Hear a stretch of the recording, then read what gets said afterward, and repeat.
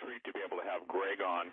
Independently, we're tracking the events in the Antarctic and also in the Arctic. You know, the neat thing about a jigsaw puzzle is somebody who's been focused on a specific part of the puzzle sometimes needs an outside set of eyes, Doug, to come in and say, oh, I see where that piece goes. Well, tonight we're praying, and Greg and I have already prayed about tonight, and I want to share this. The reason this is important for Christians is because the greatest deception in the history of the world, the one that Jesus spoke about, that basically said if he didn't shorten the days, that even the elect would be deceived. So that's what's going on in all avenues of the world, both natural and supernatural. Right now we're at a point of convergence. That convergence is that everything that's been, if you will, spooky, bumpy in the night and stuff is coming into our realm. And literally that which was kept, I believe, out of our immediate visual and audio sights and our ability to perceive it is now gone. So in essence, God has given mankind the ability by free will to choose if they're going to follow him or they're going to follow the evil one. And so I'm going to bring on Greg and let him speak. Now, here's the thing, ladies and gentlemen. This is critical to your understanding because, number one, as Christians, you're going to have to be able to give an answer. You're going to have to be able to rise above this stuff in faith. And so, again, Doug, share this. Both Greg and I are walking circumspectly. We've prayed, asked the Lord not to let us go where we shouldn't go. And this may sound a little bit ominous and melodramatic, but every time, you do a show like this, you go, God, to help me to share what needs to be shared, but not to go beyond that which you want us to go beyond. So I know this. I can speak for Greg and I can speak for myself. We both are yielded to that and yielded literally to the Spirit of the living God, and we want to share with you what's going on. You probably know this. The Webb-Bots Cliff High is getting so many predictive linguistics that, the major religions of the world are going to undergo a tremendous shaking.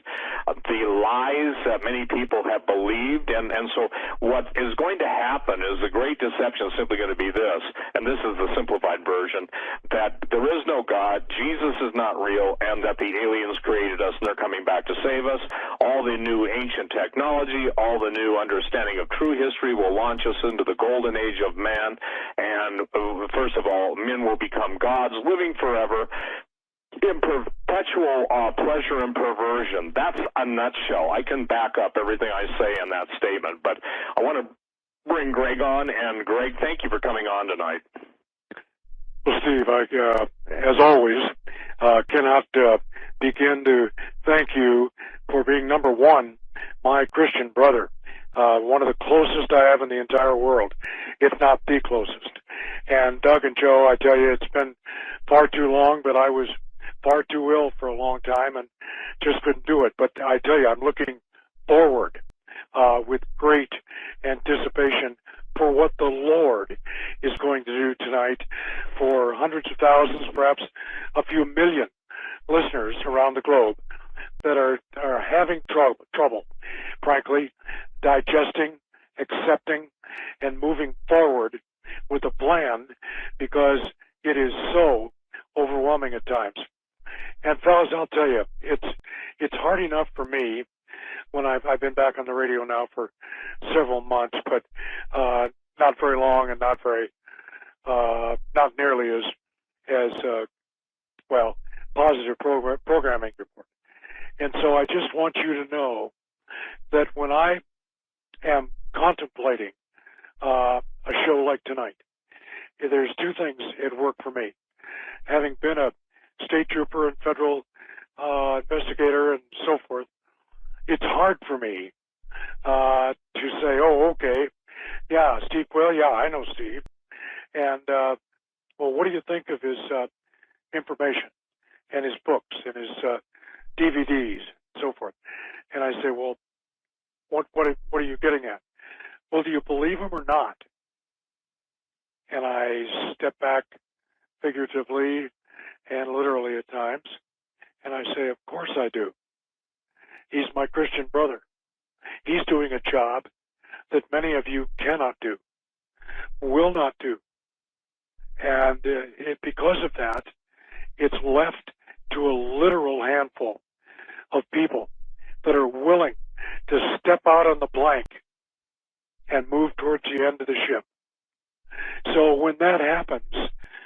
you get revealed, that's bad sensing, I'm sorry, it's revealed to you that, well, Steve wrote some good books, and the best book, I think, by far, is his latest about the Nazi, concubines under the ice, about the giants, and you know, many of you, that he's been writing about that for years. And I will tell you that, unbeknownst to Steve now, and unbeknownst to him at any point, I have checked because I wanted to be totally in compliance with what Jesus would have me say and do behind. Now, you understand, please, let me understanding of why this is so critically important. I'm not the only one tonight listening that is a police officer, sheriff's deputy, or other law enforcement person. And the reason that's critical is because the folks that are listening that fit into those categories, we were trained. I believe I was raised fourth grade. The Secret Service went back to the fourth grade and checked with my fourth grade teacher, who's now gone. And they said, was this guy a nutcase, or was he? No, he was a good kid. Well, did he do anything outstanding? Yeah. And I know how this sounds, so please forgive me. But she was saying this. I saw her about a year later, and she was telling me about this. And she said the one thing I told him was that if there's ever trouble at school, that Greg had to know what happened, who it happened to, what they said, what they didn't say, and on and on. And so I was in that mold from fourth grade on. Now, why is that important? Well, because the information that you're going to hear tonight, and many of you have read about and watched the DVDs that Steve has put out, and there's more coming, you must grasp what that means to all of us. I can't tell you the number of people that are involved in this at all levels, military and police at high levels, and with some shipboard personnel. It's all coming together to serve one purpose, and that's to make real and understandable the situation that we find ourselves in. If you've ever read the Bible, then you understand. We are approaching very quickly what I believe is, in fact, the biblical end-time scenario. In fact, we may be already on the first step. And if that's the case, which I believe it is, then we have no choice. Gentlemen, do you want to defend your families? Do you want to be there for your children, even though they're 25 or 30 years old?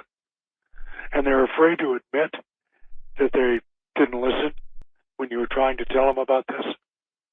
Is it really a tough one when they come home on a weekend with their families and they pull you aside and they say, Dad, is it going to get that bad? Now, what are you going to tell them? I've already been in that position with my son, who was a police officer, and others of the law enforcement family. And ladies and gentlemen out there that are listening tonight, thank you for tuning in. I told you wouldn't be disappointed. You won't be. Not that we're trying to make some kind of weird theater presentation, but we're certainly going to tell you what we know, what we believe is the truth, and what you can do to get yourselves ready. Now, I'm chopping this up into, what could you say, segments, I guess. As you can tell, my voice is much better, those of you that have been listening, but I've still got just a little ways to go. My wife was so pleased last night. I was able to sing Amazing Grace with her for the first time in about 14 months. My voice was damaged when I had surgery, when they put the tubes down my throat. They, they messed up one of my vocal cords. So my voice bounces in and out, and it's kind of silly, but that's what I'm facing, Mark. And I'm going to try and lay out for you what I have found to be utterly, absolutely and totally believable, number one. But if you have read the Bible, then you know what I'm telling you is true. You know what's coming is what we're telling you tonight. And so all the times that we've been on with Joe and Doug, this is, I think, one of the most critical times that you'll ever listen to us, because the time frame is narrowing greatly. And because of that, we just don't have the luxury of being able to say, well, that's okay. We can do this, and don't worry about it. When it happens, it happens. If it happens, no. Please don't get that. Don't make that assumption tonight. What we want is for you to be prepared physically. Be prepared with your stock of needs, food and water, and guns and ammo. And I'm not going to mince words. I go out whenever the weather's decent where I live, and that's not very often in the winter. But I'm trying to get my wife trained, and she is an excellent shot. And I said, if something happens, you got to be able to protect yourself, because I'm going to push you back and take off front and center. And if I don't make it, then you've got to be able to protect the kids and our grandkids, so forth. So all of this comes down to this. Under the ice, there is a situation that has come about that I don't think anyone really thought would occur. And that is, that the creatures known as the giants, the Nephilim, are coming awake. I don't understand how that's possible, but I believe it is. And Steve can perhaps expand on that a little bit later. But what we have are creatures that are bound by copper shackles in many cases, in all cases mostly. And the only way they can be stopped, that I know of, is with copper-tipped ammunition, arrowheads, spearheads, whatever is the weapon at hand. Now, I know there's a few of you folks that are going, okay, he's taking me off the rails pretty quick here. No, don't do that. For the sake of your family, friends, please don't do that. Hear it out. Put the test before the Lord. And if he says, yes, this is what is happening, then please do not ignore the warnings of God's men and women. If you do, you will not survive long. In fact, you will be one of the first to become a casualty because you weren't prepared. My mother was Cherokee. I am Cherokee in part. And my family on her side, of course, is part Cherokee. And I'll tell you that what she has told me over the years, her nickname was Lizzie Lightfoot because she ran everywhere. And she could put a team of horses together and pull a hay wagon quicker than men that have been farming for 50 years.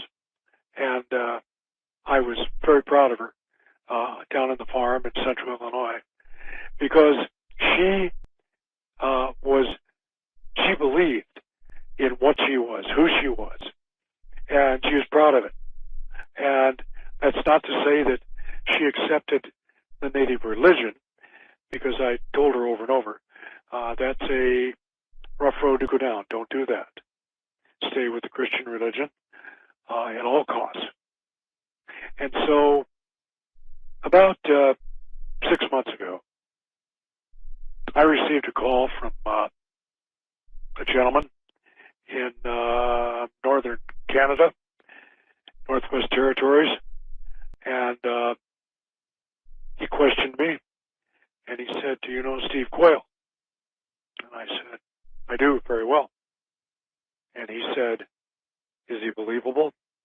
And I said, "Brother, I would take his word over the word of any living human being.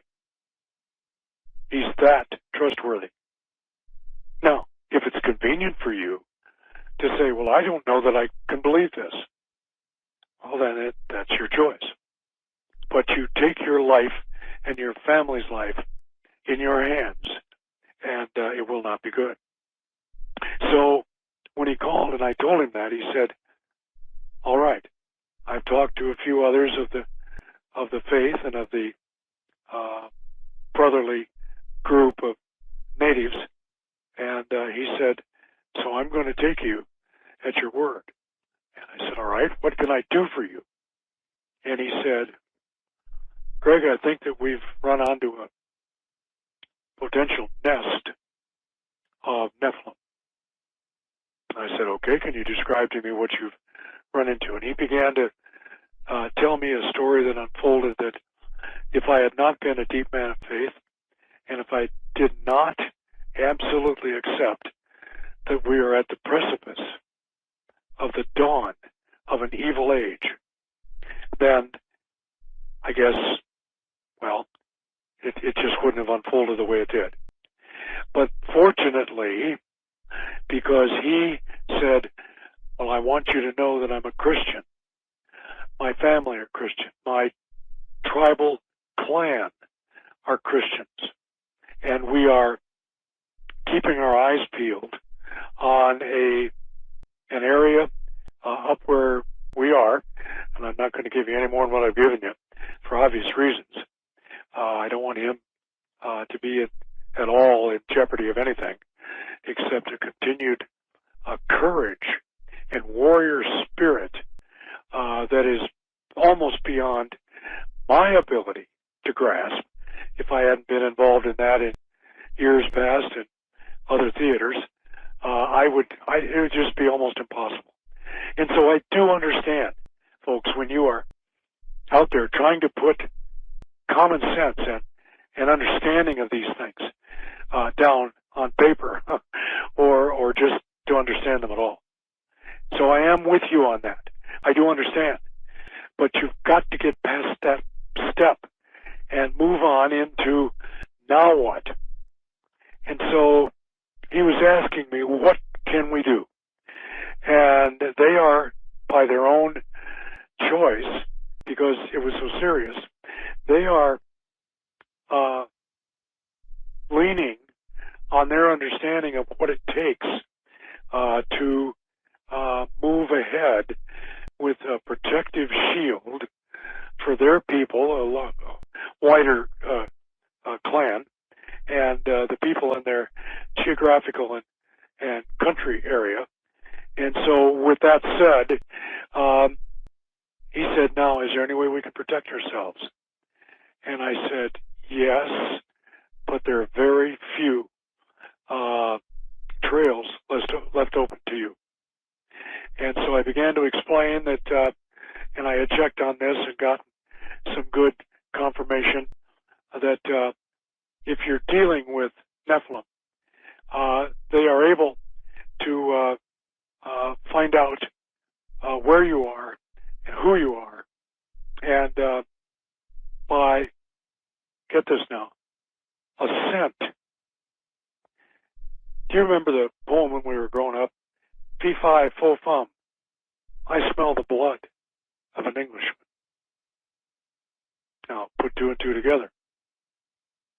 And so with that in mind, you have these Nephilim that are preparing to come up from their base in the Antarctic. Now, what has happened? Now, that's a little background Now let me go ahead and put some cerebral clarity to this, maybe. Because the Nazis literally went ahead and had their say at the end of World War II. They're an evil bunch, as we all know. But they were able to survive because they were able to compromise their lives by accepting information and science that up until that point we had no idea existed. Now, generations past, and I'm talking about hundreds of generations, have known this because they were there at the time the Nephilim roamed the world the first time. You know, I've talked about that many times because the DNA is unique, and even the electronic signature, if you will, or on a very wonderfully atomic level, each one of our DNA signature and our sound. I've actually talked about that, Doug, on your show once. That the sound of our DNA, in essence, is like a song, and the harmonics of each person's individual DNA is unique to them through their special creation by the living God. Also today, they just came out and said that DNA, and I've been saying this for 20 years, is the ultimate storage medium, and that you won't have an external hard drive or a tera drive or, giga drive or peta drive. It will all be encoded into your cells. So the issue is this, that they can do it. By the way, don't you think it's interesting that now they want everybody's DNA, and the Human Genome Project has been exactly that.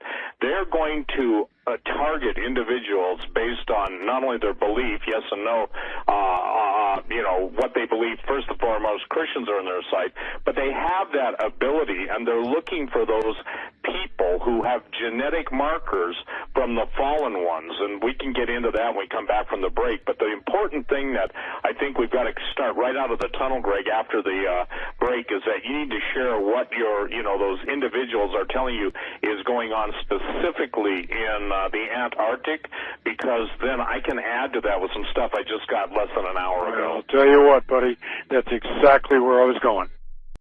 Well, I think it's important that people understand, and Greg, thank you so much. Ladies and gentlemen, I want to thank you. So many of you have answered the call to prayer and fasting on Greg's behalf, and he's too much of a man's man to tell you everything he went through, but I can tell you this, both he and his wife Liz have gone through literal medical hell, and God was with them. I remember getting a picture from Greg that Liz sent me. Basically, he's holding his hands up in the air and praising the Lord, and they told him just hours before that his chances weren't very good. Well, the bottom to come out, alive. So what you're hearing tonight, what you're going to hear, is going to be kind of, I'd say this, shocking to you. Now, Greg, here's what I want to share. I want to share a couple things, and I'll turn it back over to you. In the last day, 24 hours, and then the last several hours, I've been told by someone who just returned from Argentina, who's very well connected, and when I say very well connected, there's just no better way to get connected than he is. And he told me this, that even Lockheed Martin, and they're known as the Skunk Works, they are the ones credited to reverse engineering spacecraft, alien craft, and both unusual craft from out of the world and from the inner world, okay? And you can look it up, Skunk Works, look up Ben Rich. The thing that's fascinating is he said that they have their reverse engineering team being brought in, and teams, plural. Now, most people don't understand is Antarctica is it's the 5th largest continent in the world. So the military base is off limits to anybody except who the military allows in there. Obviously, different countries have different research bases, but when he told me that 1,000, those were his numbers, I queried him twice. He said, you know what they're looking for. You know what they're there for. And I said, absolutely. They found the ancient technology. They found the things they need to reverse engineer. They obviously are called in even where their expertise may exceed even the quote-unquote 135-year-old Nazis. So, Greg, can I get you to focus right now on the Antarctica, and obviously what your friend and those in the know are talking specifically about the Antarctica, because I don't think that people recognize how critical this is, because this will be the launch. This is the key, and I would use the word skeleton key, and in this case, the giants, which you call critters, you know, they are in a form of stasis, and that's suspended animation, but something has broken them out of that stasis, and I believe the number you were given was 4 dozen. Is that correct? Yes. So will you take it from there, sir? And then when you get tired, you can turn it back. Thank you. No problem. And Steve, thanks for giving people just a little bit of a heads up on the geography of Antarctica, because it is such a major area, major landmass, and of course, all of the landmass areas in the world go down through the crust and into the mantle, and before they're turned molten. So they can go down 2, 3, 4 miles. That's usually about the limit before temperatures that increase and so forth make it difficult to go any further. But what has happened, and Steve, your statement, doesn't it give credibility to the fact that a certain astronaut by the name of Buzz Aldrin was down there, and I'll just simply say that he saw more than he probably bargained for, and left and just decided it was time to get out the best he could. But why would he have been down there, Steve? I've been asking myself that over and over. And I believe because he was and is one of the few original astronauts, that he has the mental acuity to understand the science that has been handed over to the Nazis, at least to the extent that he can. No one has all of the pieces of the puzzle, but they've got plenty of them. And so I'm going, why would he be down there? And yet at the same time, the giants are in the process of coming out of stasis, and I believe it's because they're being released. The original one was released so they could study this giant, and you're talking about a creature 15 to 20 feet tall. Now, maybe you think you're tall at 6'4", John Wayne, but that's not going to get it. These guys will step on you like a bad bug.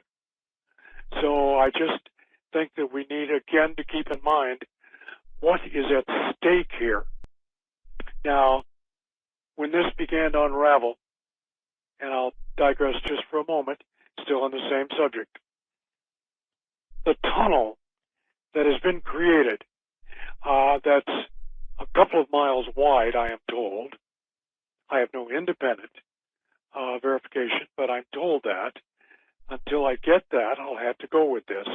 And I'll tell you that so you understand that I do have room for error, and I'll admit it if it's my error.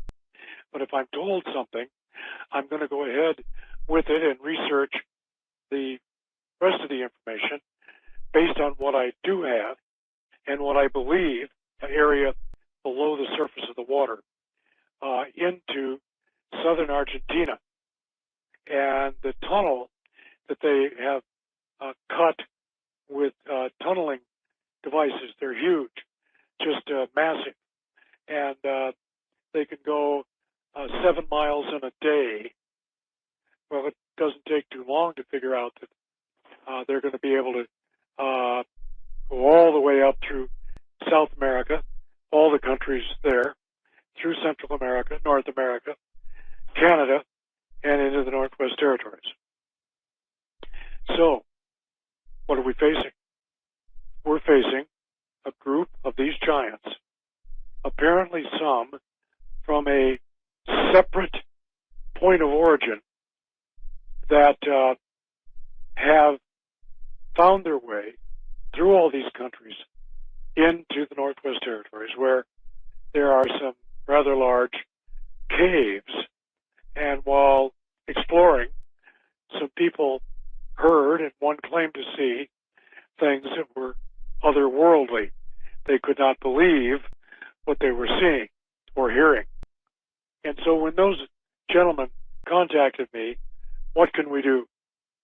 And I sought out some good minds, and they said, because the scent trail with DNA and so forth is so profound, the only way you're going to be able to keep them at bay, along with the weapons I told you about of copper, solid copper, not copper jacketed, but solid copper. And these gentlemen have arrows, spears, bullets, and so forth that are solid copper.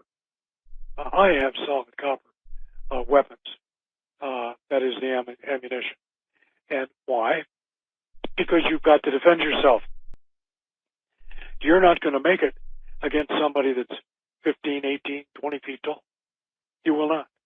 And so you must take the precautions that we've been talking about and put them into play the moment these things become visible. And so I said, now, set up a tripwire system where you've got some red lights, amber lights, green lights, I don't care what color lights, and a sound system that will let you know when these things are coming up. And so if you do that, you can give yourself the best protection you can, and the people of your tribe, your local villages, and even more than that. So that is where the northern aspect of this came in.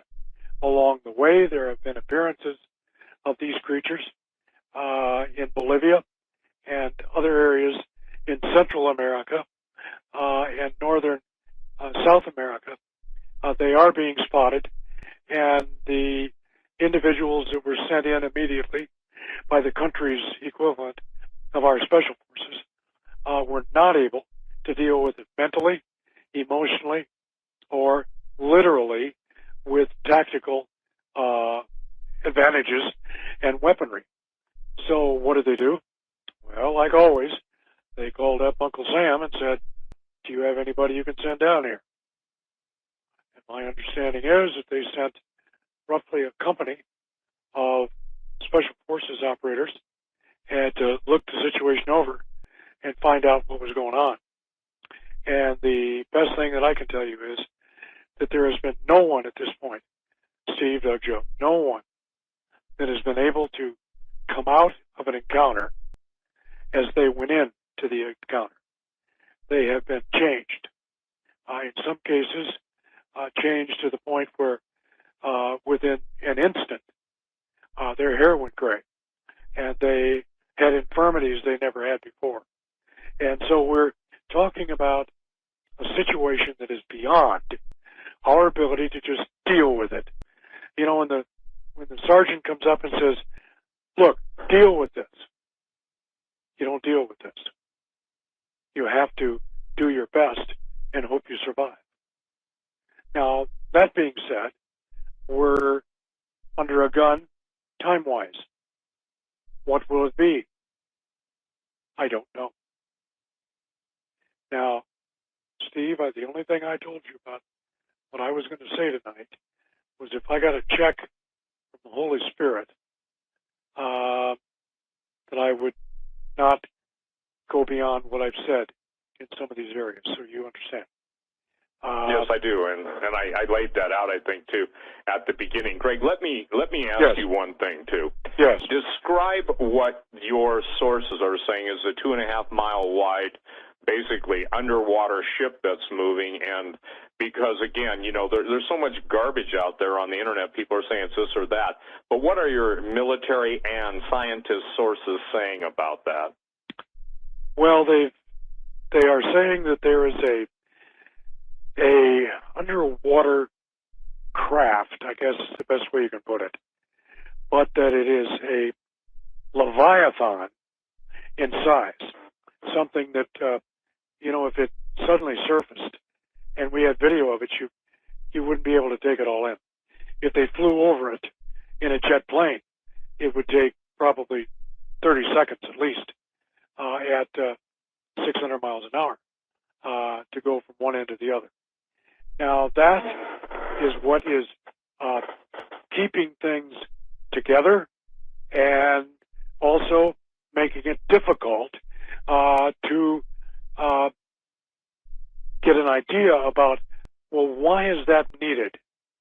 I can't answer that, except that I believe that it is a stronghold for those who are being sent to confront this series of creatures.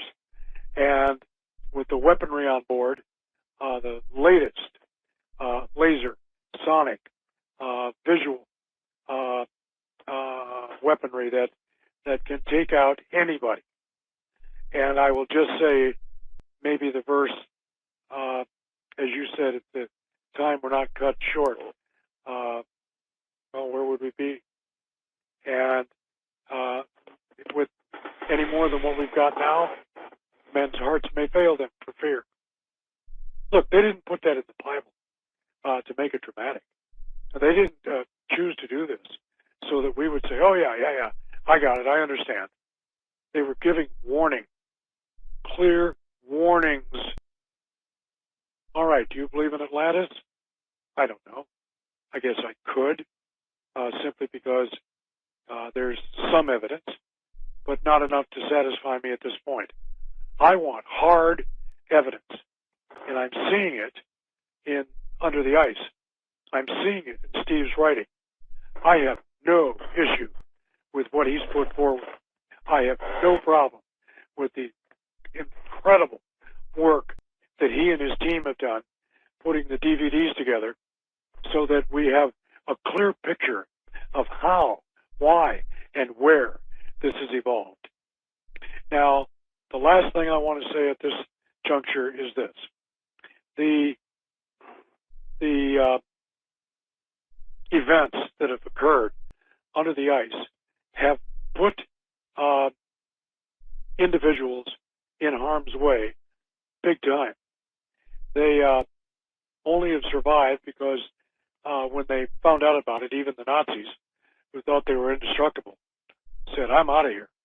And they began leaving, and the ships on the surface that have been monitoring this were confirming that this indeed was taking place, and they sent SEAL teams and Green Berets down below the surface in elevators that were the size of a half football field. And why? Because they had to carry large, extremely large cargoes on board, tanks, artillery, and other such weaponry for this very possibility that is unveiling itself now. And so the people that have survived, that came out of there, and I don't believe it was a large casualty count, although I am told there was some. And I'm being told this by several high-ranking military officers. One in particular is the most credible to me. And, well, credible until he said, yep, I listen to Quayle all the time. That's why I'm calling you, because I want you to get hold of him. So, and I'm just kidding, Steve. He has great respect for you.